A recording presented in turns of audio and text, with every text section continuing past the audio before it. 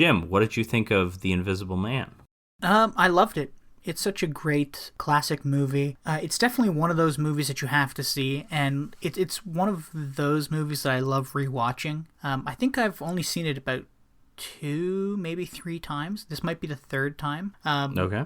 But it's just fantastic. I mean, just everything about it is great. All the effects are great, especially for 33. The acting by Claude Rains is amazing. We've already touched on that. Yeah, it's just an all-around enjoyable movie.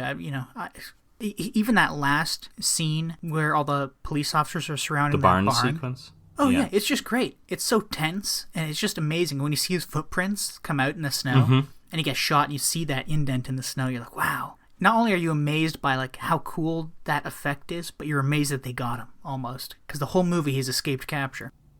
And yeah, I don't know, just a great movie. Yeah, it really is great. It is very entertaining, and like Frankenstein, like the other Universal monster movies, with the exception of Son of Frankenstein, it's a really brief movie. It's about an hour and 12 minutes or something. So we're not wasting a lot of time here. It's efficient storytelling. Yeah. It's a fun movie. I like it a lot. The cops are a little bit too goofy here and there. I think there was one cop that I'm just like, I don't like this guy. Everyone else was kind of funny. And then I think I think some of the, as much as I love Claude Rains, I think some of the supporting acting was a little kind of weak. I mean, I just hate Una O'Connor, whether it's this or Bride of Frankenstein. I just can't stand that woman. But other than her, I mean, every time she screamed.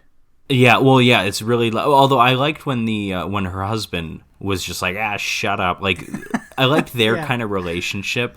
Where she completely, wore the pants in that she was the one who was like, hey, he owes us money, you need to go get it from him.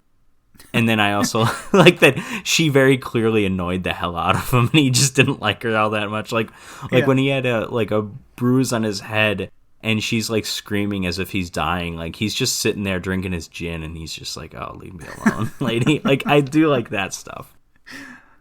But I think the big 3 of the Griffin personal life connections are kind of weak. Gloria Stewart is she's just panicking, and it's that type of, and this is just more that period of movies, like the 30s, maybe the early 40s, but that style of acting, like the constantly panicking and worrying, like I feel like that's how all women acted in those movies. Mm-hmm. You know what I mean? So I can't say Gloria Stewart's any worse than others, but it's just like, it's old. I've seen that a bunch. It hasn't aged well. And then I think her father, the Angel Clarence, just doesn't do much.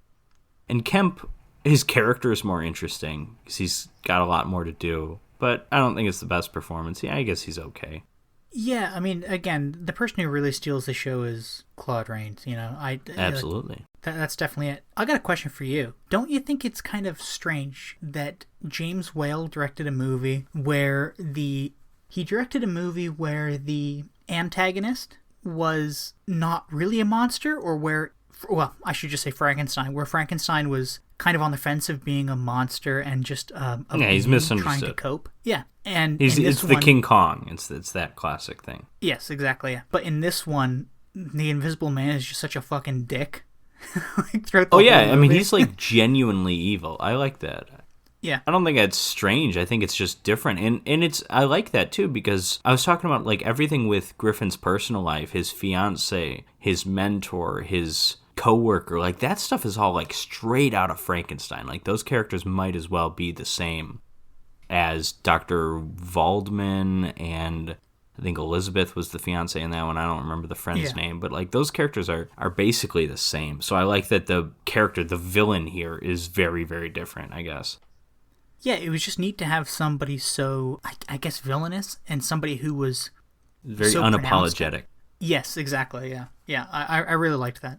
Yeah, he's wonderful. He goes full supervillain. I mean, he doesn't, I guess it's more just like his megalomaniacal rants about like how he could control the universe kind of thing. He doesn't like, what's really the worst thing he does? Like, he sends a guy over a cliff in a car. Kills 100 people. Oh, that's right. Yeah, we skipped a lot of this. Well, but even that though, that's right. He does derail a train. We missed that in the. But that kind of montage sequence. He also pulls a Robin Hood. He steals money from a bank and just gives it to people.